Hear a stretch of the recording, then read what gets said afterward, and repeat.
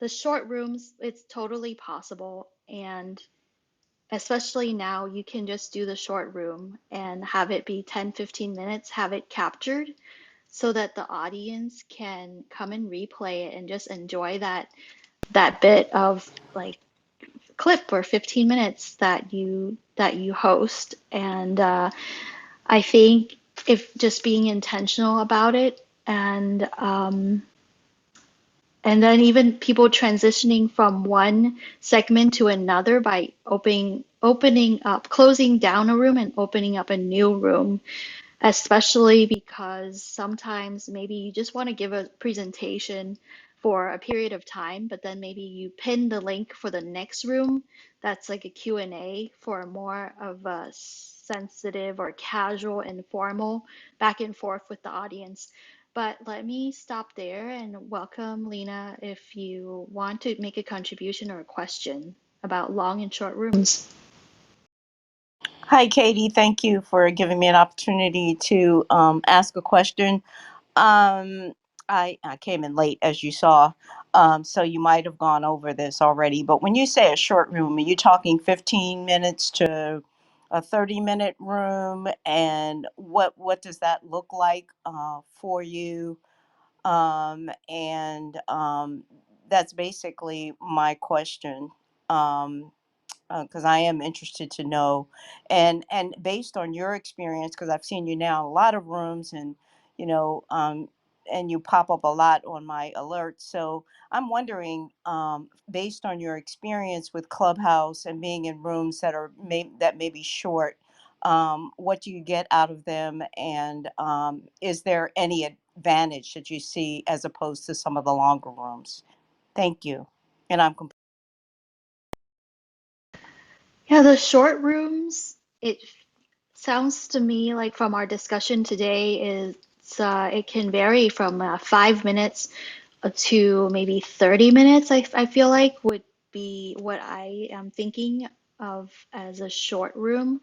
And I feel like as the creator, the person who starts the room, it's a good opportunity for you. It could be potentially you are demoing something or you're giving a presentation and or you're just making a self-introduction.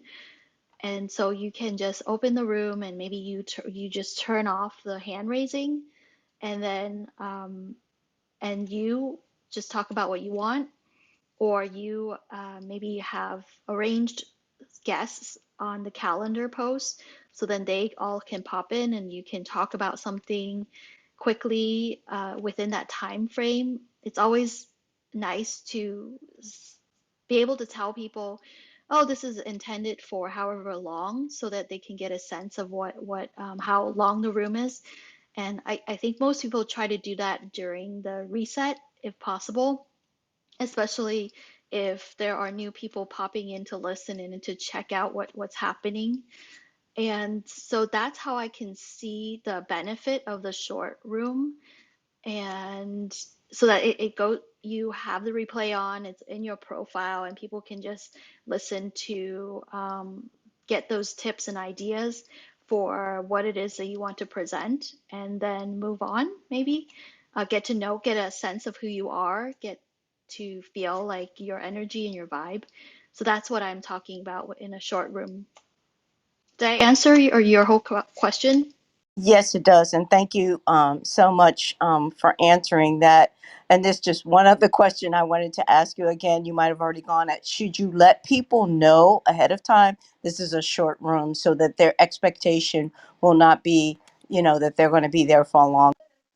I'm happy to jump on that one, Katie, to start with. Hey, Lena, nice to meet you.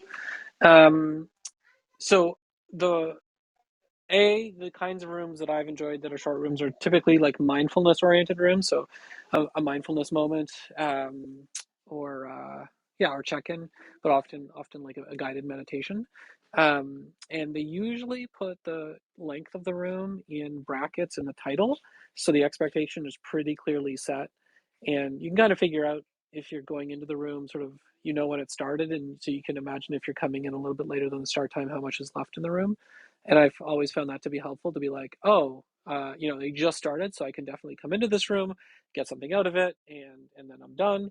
Or if it's like 9 or 10 minutes in already, I'll be like, well, clearly it doesn't make sense for me to go in, so I missed that one. Oops, I'll set the little bell for the next one.